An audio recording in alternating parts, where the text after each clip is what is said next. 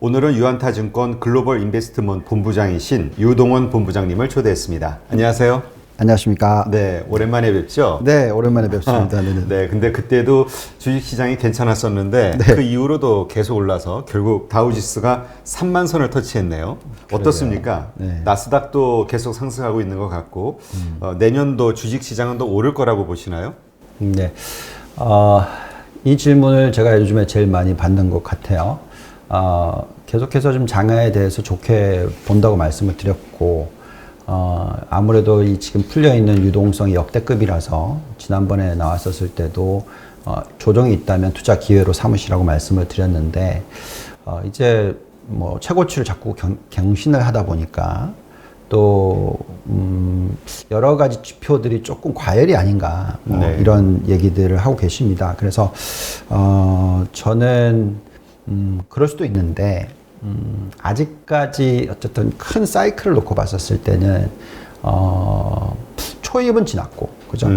한 중간 정도 왔다라고 보고 있어서 아직까지는 좀 제법 남아 있다라는 생각을 하고 있기 때문에 섣불리 차익 실현은 하지 마시라라는 말씀을 드리겠고요.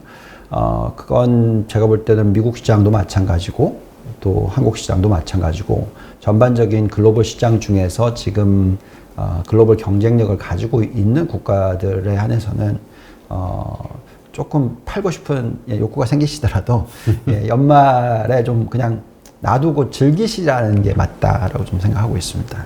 네, 그렇군요. 지금 우리 공포와 탐욕 지수 뭐 이런 게 있는데 네. 이게 지금 최고치에 올라와 있다 이런 게 있어요. 그쵸. 자료가. 그래서 이게 좀 네. 고점 신호 아니냐 이렇게 얘기하시는 분들도 있고요. 네, 맞죠. 자, 이게 공포와 탐욕 지수는 제가 보는 아주 큰 6개 지표 중에 하나인데 흔히 말하는 센티먼트 지표입니다. 그러니까 센티먼트라는 거는 이제 레스토랑에 갔었을 때 아니면 식구들 중에서 주식 얘기를 다 하고 있으면 그때가 약간 고점이다라는 얘기 많이 하잖아요. 그렇죠. 객장에. 그렇죠. 사람들이 많이 분명. 요즘에는 뭐 다 온라인이라서 그렇죠. 객장에 분미지는 않겠지만. 그래서 결국은 얼마나 사람들이 주식에 대해서 관심이 많느냐라는 거를 들여다보는 지표이거든요. 그래서 그 지표로서 판단을 하자면 지금 거의 90을 넘게 올라갔어요. 그러니까 90이 넘다는 거는 보통 80 이상에서는 한번 좀 쉬어가자 아니면 뭐 매도를 하자 뭐 이런 얘기들을 많이 하는데 지금 뭐 80 이상이고 90 이상이니까 뭐 그렇게 된 지 얼마 되지는 않았습니다. 네. 지금 한 일주일 조금 넘은 것 같아요. 근데 이게 이 공포와 탐욕 지수만 보시면 안 되고 시장이 어느 정도의 유동성이 풀려 있느냐도 중요하거든요. 네. 그래서 여기 지금 차트가 하나 올라와 있는데 이게 작년에 네. 작년 10월 달에도 올라선 적이 있어요. 80 이상으로. 예. 그리고 폭락이 시작되기 전까지 보시면은 나스닥이 그 구간에 80 이상에서 왔다 갔다 할 때 네. 자그마치 28% 상승을 해버렸거든요. 많이 올랐네요, 작년에도. 네, 그렇죠. 그렇다 보니까 지금 이제 일주일밖에 안 돼서 여기서 지금 던지면 좀 이른 감이 없지 않아 있다라는 거죠. 특별히 유동성을 좀 많이 풀어놓은 상황이라서 더 그렇습니다. 여기서 또 보시면 이제 S&P 500 지수도 마찬가지죠. 이건 좀 더 무거운 지수인데 네. 나스닥보다는 그래도 보시면은 똑같은 구간에 자그마치 거의 19% 정도 상승을 했었어요. 그렇죠? 네. 근데 이제 이때에 풀었던 유동성하고 지금 풀려 있는 유동성이 더 작느냐 그게 아니라 오히려 2배 수준이에요. 그건 이제 어디서 볼 수가 있냐면 이건 안 나와 있구나. 이 금리 차트가 있는데 네. 요건 지금 금리 차트가 있는데 금리를 미 연준이 기억하시는지 모르겠습니다만 작년 7월 이후에 금리를 10월이 되기 전까지 3차례 정도 내렸어요. 0.75%. 그러니까 이제 유동성이 많이 풀린 거죠. 그렇죠. 그래서 그 유동성이 어떻게 보면 랠리를 만들었고 80 이상에서도 계속 올라가는 추세를 만들었단 말이죠. 네. 근데 이제 코로나19가 터지니까 미 연준이 더 세게 금리를 내렸죠. 얼마나 내렸냐면 아주 단기간에 1.5%를 내렸으니까 네. 그때 내린 거의 2배 수준이잖아요. 그러니까 이번에도 80위로 올라갔는데 지난번 작년 이맘때에 풀렸던 돈에 2배 이상을 더 풀었으니 그게 여기서 팔면 좀 안 될 것 같죠. 예. 그만큼 우리가 이 센티먼트 지수도 중요하지만 다른 또 그 외의 지수들을 많이 봐야 되는데 유동성은 현재 지금 상당히 많이 풀려 있는 건 사실이다라고 말씀을 드리겠습니다. 네, 그렇군요. 근데 지금 사실 변수는 이 코로나19 팬데믹이잖아요. 네네네. 지금 뭐 이제 뭐 백신이 나왔다라는 이야기도 있지만 또 그 전 세계적으로 지금 막 확산세가 장난이 아니죠. 네. 엄청나게 높아지고 있기 때문에 이게 결국 경제를 잡는 발목을 잡는 요소가 되는 게 아니냐 이런 걱정하시는 분도 있거든요. 그렇죠. 이게 만약에 이 4차 산업혁명이 없었다면 충분히 그렇게 걱정을 하실 수도 있겠어요. 그리고 또 과거에 이런 이 2차 웨이브, 3차 웨이브 이런 팬데믹이 일어났던 예가 사실 뭐 1917년, 18년, 뭐 19년 이때가 이제 스페인 독감이었잖아요. 이제 그때도 재밌는 현상이 재밌다고 말하기 좀 그렇네요. 아무튼 뭐 많은 사람들이 지금 사망을 하고 있으니까. 네. 그때도 사실 2차 웨이브 때 사망자가 훨씬 빠르게 늘었는데 그게 또 구간이 보시면은 10월 달부터 그 다음 해 뭐 겨울이 지나갈 때까지입니다. 보통 이런 이 팬데믹 지금 이런 이 코비드 19 같은 경우에는 아무래도 겨울철에 좀 더 민감하다 보니까 추운 날씨에 그때도 시장이 조정을 한 뭐 20% 안 되게 빠지고 나서 큰 폭등을 했어요. 한 50% 정도 상승을 했습니다. 이때 사망자가 늘어나는데도 불구하고 그랬다라는 거죠. 왜 그러냐면 그만큼 이제 유동성을 풀었기 때문에 그렇다라는 겁니다. 그래서 지금 현재도 비슷한 상황이잖아요. 정말 많은 유동성을 풀어놨어요. 네. 그래서 그 유동성이 어느 정도인지를 좀 인식을 하셔야 된다. 그래서 이 유동성이 있는 한 사실 이런 거죠. 막 고무줄을 갖다 세게 위로 당겨놨으면 이걸 놓으면은 폭락을 하겠죠. 네. 그러니까 억지로 올렸다면. 근데 이제 유동성이라는 건 반대 현상이라는 거죠. 유동성이 정말 많다 보니까 너무 돈이 많잖아요. 그래서 억지로 눌러 놓은 거거든요, 지금. 그러니까 누르니까 이제 만약에 경기가 회복을 한다. 그럼 놓는 거거든요. 그러면 휘게 되는 거죠, 위로. 그래서 지금 현재 시점에서 그 정도의 유동성이 있다라고 말씀을 드리는데 여기 지금 차트 한번 보면서 말씀을 드릴게요. 네. 여기 보시면 이제 미 연준의 대차 대조표인데 여기가 이제 회색과 회색선 그리고 그 다음에 여기는 이제 노란선 이게 다 이제 경기 침체 구간입니다. 네. 그래서 과거에 이제 죄송합니다. 금융위기가 터졌을 때 이때 여기서 이렇게 훅 올라갔잖아요. 예. 이게 이제 금융위기 때문에 자산 매입을 미 연준에서 적극적으로 했다라는 거죠. 그래서 유동성을 풀어줬다라는 건데 그때 늘어난 금액을 계산해 보시면은 약 한 1.35조 달러 정도 됩니다. 뭐 우리나라 돈으로 계산하면 뭐 한 1,500조 원 정도 되겠죠. 근데 중요한 거는 지금 보시면은 이제 오른쪽인데 네. 여기서부터 올린 거거든요. 여기까지 올린 거잖아요. 그러면 이게 규모가 어느 정도 되냐면 3.1조 달러입니다. 네. 그래서 과거에 금융위기 때 정말 돈을 많이 풀었다고 했는데 지금 그거의 2배, 2.3배 수준이니까 정말 많이 풀었죠. 그리고 실질적인 유동성 지표도 한번 보겠습니다. 제가 맨날 이 차트들을 뭐 올리다 보니까 이 M1 증가율과 M2 증가율인데 네. 죄송합니다. 지금 빨간 게 M2 증가율입니다. 죄송합니다. 네. M1 증가율이 지금 46.1%가 나오고 있고 M2 증가율이 25.3%가 나오고 있죠. 네. 자, 이런 숫자는 과거에 금융위기 터지고 난 뒤에 풀었을 때 뭐 옛날 차트로 다 되돌아가더라도 고점이 보통 M2 증가율이 한 10%대고요. 그 다음에 M1 증가율이 한 20%대예요. 근데 지금 그거의 2배 이상이잖아요. 네. 2배 반 수준이잖아요. 그러니까 정말로 많은 유동성이 풀려 있다. 그래서 참 유동성을 이기는 장사는 없다. 예.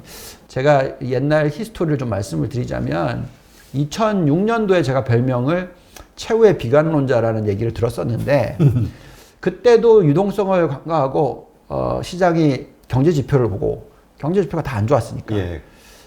이제 꺾이기 시작했고 막 그랬으니까 팔아야 된다라는 얘기를 해드렸었어요. 그렇지만 유동성 지표를 놓고 보면 한 2년 정도는 더 많이 올라갈 수도 있겠다라는 얘기를 했는데 실질적으로 그 유동성이 이기더라고요. 네, 그래서 지금 제가 하지 않으려고 하는 실수는 이 유동성에 대해서는 꼭 생각을 하고 얘기를 해야 된다. 많은 지금 전문가들이 자꾸 올라갈 때마다 팔아라, 뭐 인버스 사라, 뭐 이런 얘기들을 하시는데 그건 이제 경제 지표를 보고 있으면 그런데 가장 먼저 올라오는 게 유동성이고요. 제가 돌리는 모델 중에서 립 모델이라는 게 있는데 그거는 이제 ROE나 금리도 보지만 M1, M2 증가율도 보거든요. 특히 M2 증가율을 봅니다. 네. 그 M2 증가율이 25.3%라는 거는 결국은 PBR이 과거의 평균 수준의 2배 이상으로 높아져도 이상할 게 없다라는 거예요. 그래서 예를 들어서 이제 뭐 과거의 PBR 평균이 2배다. 그러면 고점이 4배일 수도 있다라는 거죠. 그래서 이런 상황에서는 정말 유동성을 지켜보면서 시장에 대해서 판단해야 된다 말씀을 드리겠고 아주 간단하게 요 계산한 게 있는데요. 향후 11개월 동안에 그럼 도대체 얼마나 상승할 수 있냐 유동성만 가지고 네. 펀디멘탈은 뭐 무시하자. 그랬을 때 보면은 여기에 나와 있듯이 한 15% 정도? 한 15% 정도의 상승이 가능하다. 그러면 이제 S&P는 한 4,200 수준까지 그리고 나스닥은 14,050포인트 정도까지는 안전하게 상승할 수 있겠다 정도입니다. 그래서 지금 팔아버리면은 좀 빠른 감이 있죠. 네. 저 유동성만 가지고 내년 3월 말까지 저렇게 올라갈 수도 있어요. 그러니까 물론 공포 탐욕 지수가 상당히 많이 올라온 건 사실이지만 그래도 레버리지는 꺼셔야 되겠지만 레버리지 투자는 하지 말으셔야 되겠지만 그래도 주식 비중은 뭐 충분히 들고 가시는 게 맞다라고 생각이 듭니다. 네. 그럼 일단 뭐 수익을 챙길 수 있는 거는 시기는 그냥 저 지수 정도로 생각을 하면 되겠네요. 날짜보다는, 기간보다는. 네. 예.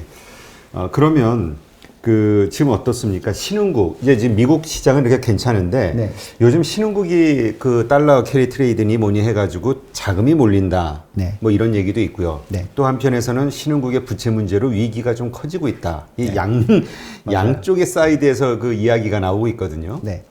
자, 그래서 보통 우리가 신흥국 투자를 할 때는 사실 달러가 가장 중요합니다. 그래서 과거에 2017년 같은 경우에 굉장히 신흥국이 좋았었는데 그때도 이제 달러가 어느 정도의 약세 구간을 보였죠. 여기 이 보시면은 요 구간입니다. 요렇게 빠질 때. 네. 그때 이제 신흥국이 상당히 좋았어요. 근데 2018년 사실 안 좋았죠. 다시 또 달러 강세로 가다 보니까. 그래서 지금 사실은 좀 헷갈립니다. 정확하게 달러가 정말 초약세로 갈 거냐. 그렇다면 92까지 내려왔는데 91 수준까지 내려왔는데 이 삼각 박스를 뚫고 내려와서 더 내려간다. 그러면 네, 신흥국에 대한 비중을 많이 늘리셔도 되겠죠. 근데 저는 이 신흥국이라는 데는 상당히 좀 위험하다고 생각해요. 왜냐하면 말씀하신 대로 이 부채 부분에 있어서의 문제, 특히 기축 통화가 아니잖아요. 그렇죠. 그래서 우리나라도 옛날에 겪었지 않습니까? IMF 터졌을 때 갑자기 막 환율이 2,000을 뚫고 올라가고 또 금융위기가 터졌을 때 우리 펀드멘탈 상당히 좋은데도 막 환율이 1,600 가고 막 이렇게 했잖아요. 그러다 보니까 외국인들이 얼마든지 샀다 팔았다를 하죠. 네, 그래서 지금 같은 이 달러 약세 구간 그리고 이제 원화 강세 구간에서는 신흥국 투자가 말이 됩니다. 그런데 만약에 또 다시가 달러가 초강세로 간다, 반대로 간다. 그러면 이제 신흥국 팔아야 되거든요. 그렇죠. 그래서 정확한 답을 드리기에는 달러 지수로 놓고 봤었을 때는 어렵다. 다만 제가 판단하기에 달러가 옛날처럼 이렇게 막 초강세로 가는 구간 있잖아요. 이렇게 막 120까지 가는 이런 모습이 나올 때까지는 시간이 좀 걸릴 것 같다. 그래서 오히려 이 박스권, 그러니까 90대에서 95 사이의 박스권이 좀 오래 유지가 될 것 같다 정도. 자, 그렇다면 신흥국도 투자할 만하다 정도죠. 근데 말씀하신 대로 이 신흥국을 투자를 할 때 항상 조심하셔야 되는 게 이 국가가 가지고 있는 부채, 또 이 국가의 어떤 산업 구조, 이게 원자재에 민감한 국가들이라면 얼마든지 또 부채가 너무 많은 국가들이라면 얼마든지 큰 위기에 봉착할 수가 있어요. 그래서 너무 많은 비중을 신흥국에 투자하지 말라고 말씀을 드리고 대신에 시가총액 기준으로 한 20% 정도 되는 게 이제 신흥국이라서 신흥국에 대한 투자는 지금은 어느 정도 가져가야 된다 말씀드립니다. 자, 여기 올라온 차트는 그만큼 또 신흥국이 지금 여태까지 S&P 500보다 상당히 많이 언더퍼폼을 했다. 계속 이게 빠졌다라는 거죠. 그래서 이제 조금 올라오면 어느 정도는 더 올라갈 수 있다라는 거고, 그 다음에 또 이 차트는 이 신흥국의 자금 유입이 지난 4주 동안에 자그마치 20조 원이 들어왔다. 우리나라도 지난 한 달 동안에 한 7조 정도 들어왔거든요. 네. 그리고 MSCI 그 리밸런싱 때문에 엊그저께인가 한 2조 4천억 팔았지만 또다시 또 어저께는 5천억 샀거든요. 그래서 결국은 신흥국에 지금 자금 유입은 되고 있고 그 얘기는 뭐냐면 달러가 강세로 가지는 않을 거고 어느 정도 약보합세로 유지가 될 거다라는 겁니다. 그래서 이제 결론을 내리자면 신흥국 투자 전체 포트폴리오의 한 30% 정도는 좋다. 대신에 그 포트폴리오 안에 들어가는 신흥국이 원자재 강대국 말고 아직까지는 계속적으로 제조 강대국 쪽 그리고 부채 비율이 낮은 쪽 그렇게 골라내면 대만, 한국, 네, 베트남, 그 다음에 뭐 남아공 정도까지. 저는 그냥 대만과 한국만 들고 하셔도 된다. 그렇죠. 뭐 예, 다른 데는 예. 좀 불안하네요. 뭐 중국도 보니까. 들어갈 수 있는데 중국은 될 수 있으면 이제 심천 시장 관련된 쪽으로 투자를 하시는 게 맞다. 이유는요? 왜냐하면 중국은 아무래도 이제 미국과 계속 싸우다 보니까 미국이 자꾸 제재를 가하거든요. 그렇죠. 예, 그래서 오히려 이제 주가 탄력이 있을 수 있는 쪽은 중소형주들이 키워야 되니까. 그리고 또 제재가 별로 덜 할 테니까. 근데 뭐 화웨이나 뭐 이런 대표적인 큰 기업들은 계속 중국이 좀 중국을 미국이 좀 공격을 하겠죠. 네. 그래서 심천 시장 정도는 괜찮다라고 보고 있습니다. 그러면 이제 우리 그 신흥국의 그 대표 주자죠. 한국. 네. 우리 한국 증시에 투자를 한다고 하면 어떻게 투자를 하는 게 좋을까요? 네.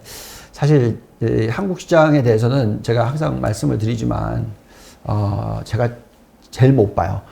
제가 다른 나라들 대비해서는 제일 잘 못 보는 나라라고 제가 인정을 합니다.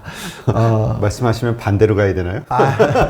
그거는 아닌데 네. 참 어려웠어요. 왜냐하면 2018년도에 제가 그때 이제 2,600 갔었을 때 3,000을 갈 수 있을 것 같다라는 생각을 많이 했었는데 네. 어쨌든 뭐 다시 1,400까지도 내려왔었잖아요. 죄송합니다. 그쵸. 그때 정확하게 1300대까지. 1,410 몇인가 뭐 그랬을 것 같아요. 그래요? 예. 그러니까 근데 이제 그 이후에 제가 2,600은 다시 간다라고 했는데 어쨌든 그때 아무도 2,600 간다는 사람은 없었어요. 그래서 2,600에 도달을 했고 그때 이제 돌렸던 모델이 그렇게 얘기를 해줬는데 여기에 지금 나와 있듯이 이제 제가 돌리는 잔존가치 모델인데 지금 앞으로 6개월 내지 1년 동안으로 계산했더니 코스피가 한 2,900이 나오고요. 네. 그 다음에 코스닥이 한 1,009 정도 나옵니다. 그러니까 이제 지금 숫자 대비해서 한 두 자릿수 정도 추가로 상승할 수 있다라고 나오고 있어요.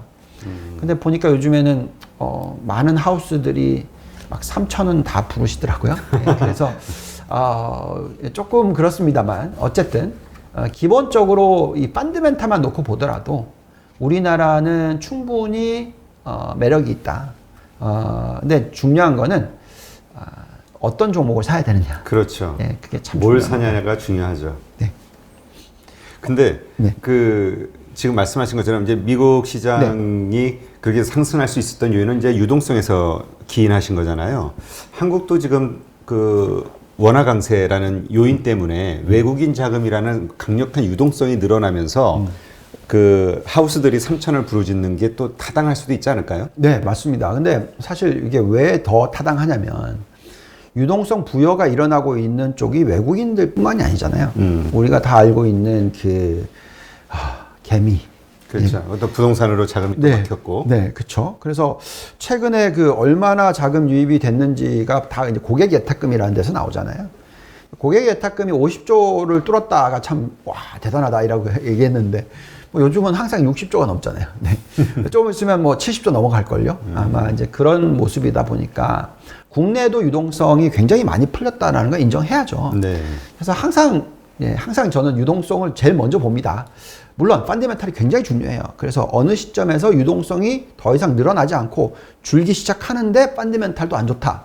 그러면 이제 아주 세게 매도를 부르겠지만 지금은 유동성도 풍부하고 여기에 펀더멘탈도 앞으로 더 나빠지기보다는 나아질 가능성이 높아지는 거잖아요.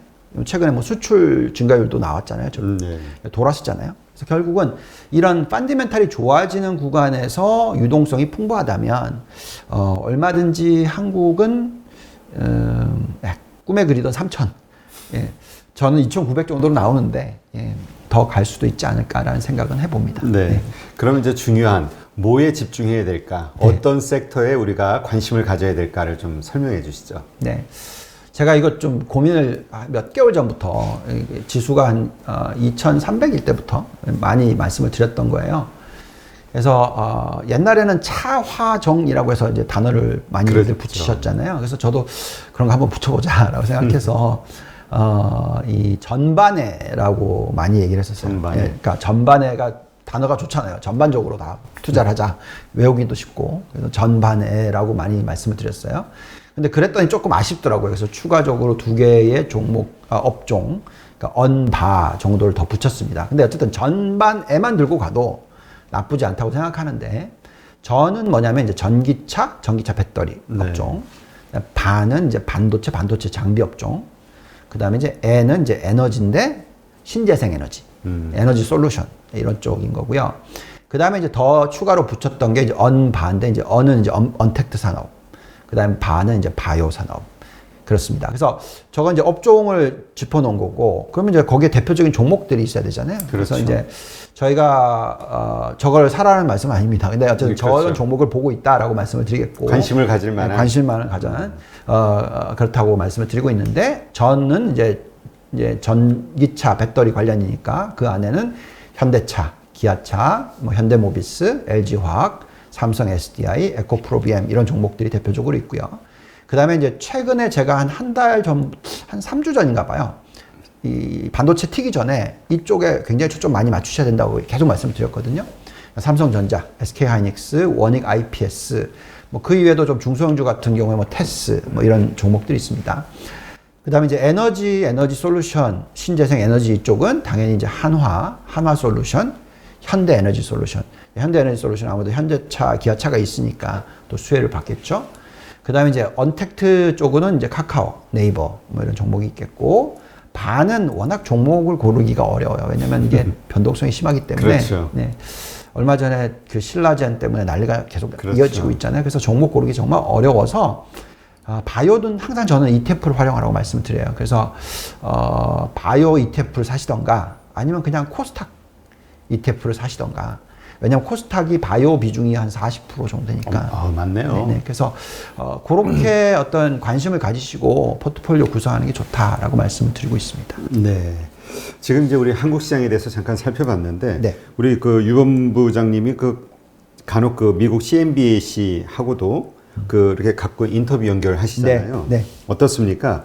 외국인들, 미국인들이 한국에 대해서 궁금해하는 것들, 그런 게 있다면 어떤 것들이 있을까요? 가장 중요한 건 항상 이제 이 코리아 디스카운트가 사라질 거냐 말 거냐 하는 부분이에요. 네. 제가 어쨌든 뭐 외사에서 애널리스트를 시작을 해서 외사 센터장까지 했었으니까 외국계 고객들만 만났죠, 거의. 네. 국내 기관 고객들을 만나기도 했지만 거의 대부분의 고객들은 외국계 기관들이었어요. 이제 그분들이 항상 얘기하는 건 이제 우리나라를 신흥국으로 바라봤기 때문에 약간 트레이딩 관점에서 많이 투자를 하셨어요. 근데 흔히 말하는 이제 리레이팅, 재평가. 이 부분에 있어서는 저는 그게 어렵다라고 여러 번 말씀을 드렸거든요. 가장 큰 핵심 포인트가 뭐냐면, 이 지배구조 문제죠. 그 다음에 이제 북한 문제. 이 정도 됩니다. 근데 지배구조 문제랑 또 연결되어 있는 게 이제 배당 성향. 그렇죠. 예, 그렇죠. 근데 북한은 이건 어쩔 수가 없고요. 예, 그건 좀 제외시킵시다. 거기에 따라서 뭐 어떤 리스크 프리미엄 붙여놓고요. 그러면 이제 결국은 지배구조가 가장 중요한 이슈인데, 항상 이제 CNBC 인터뷰를 할 때는 저는 이렇게 얘기합니다. 드디어 지배구조 문제가 옛날에 비해서 확실히 좋아졌다, 좋아지고 있다라는 얘기를 할 수가 있어요. 왜 그러냐면 삼성전자 때문에 그렇습니다. 삼성전자라는 종목이 계속 있었잖아요. 지배구조 문제. 그렇죠. 옛날 에버랜드부터 시작해서 지금까지도 계속 이제 법정 뭐 싸움이 일어나고 있는데 어쨌든 간에 삼성전자라는 기업 자체가 지금 주가 탄력이 상당히 좋은데 그 회사의 배당 성향이 40% 넘어섰다라는 건 진짜 고무적인 거거든요. 우리나라 기업들의 평균 배당 성향이 정말 안 좋을 때는 10%대였어요. 왜 대만이 좋냐면 대만은 배당 성향이 거의 50%란 말이죠. 근데 삼성전자가 그 비슷한 수준의 40% 이상이다. 이건 고무적이죠. 이제 드디어 레벨업을 할 수 있을 만한 그런 환경이 되고 있다. 삼성이 그렇게 리드를 하니까 나머지 이제 그룹들도 쫓아갈 수밖에 없는 그렇죠. 상황이 나오는 거죠. 그래서 제가 판단할 때는 외국인들의 입장에서는 이제는 될 수 있으면 지배구조만을 놓고 보면 중국을 사기보다는 한국을 사고 한국이나 대만을 사는 케이스가 점점 더 늘어날 거다라는 거죠. 그래서 우리가 신흥국을 투자를 할 때 MSCI 신흥국 했을 때 뭐 한국, 대만, 뭐 중국 이렇게 다 들여다보는데 계속 중국 비중이 올라가기 때문에 외국인들이 팔기는 합니다만 그래도 자기네들이 쓸 수 있는 어떤 여력이 있거든요. 그래서 중국을 사기보다는 오히려 한국이나 대만 쪽으로 계속 자금이 들어올 수도 있다라는 게 상당히 중요할 것 같습니다. 네. 뭐 사실 요번에 그 중국에서 IPO 엔트파이니셜 네. 그게 이제 공산당에서 뭐 이렇게 막았다 이런 이슈가 있었잖아요. 그러니까 우리는 대주주가 문제고 중국은 공산당이 문제죠. 정부가 문제죠. 네. 그렇기 때문에 이제 지금 말씀하신 대로 그쪽으로 들어가는 그렇죠. 자금이 좀 적어질 수도 있다. 충분히 그럴 수 있죠. 네. 알겠습니다. 네, 이렇게 해서 글로벌 투자와 관련된 부분을 한번 살펴봤네요.